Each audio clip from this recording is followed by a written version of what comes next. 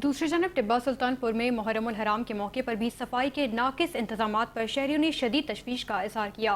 गली मोहल्लों और सड़कों के किनारे जगह जगह कूड़ा करकट के ढेर लगे हुए हैं, जिससे न सिर्फ ताफुन फैलता है बल्कि शहरियों को आमदोरफ्त में भी मुश्किलात का सामना करना पड़ रहा है।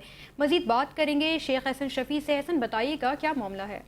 जी बिल्कुल, मैं इस वक्त मौजूद हूँ टिब्बा सुल्तानपुर में, जहाँ पर जो है सफाई के नाक़ुस इंतज़ामात नज़र आ रहे हैं। गली मोहल्लों में जो है कूड़ा करकट के ढेर लगे हुए हैं। इन कूड़ा करकट के ढेर लगने की वजह से जो है इलाके में किन्नों का सांस लेना भी महाल हो चुका है, और जो है जहरीली बीमारियाँ जो फैलने का भी ख़दशा लायक हो गया है। वज़ीर आला पंजाब मरीम नवाज़ शरीफ की साफ़ सुथरा पंजाब की जो टीम है वो गलियों मोहल्लों में जो है नज़र नहीं आ रही, और सफाई सुथराई के नाक़ुस इंतज़ामात नज़र आ रहे हैं।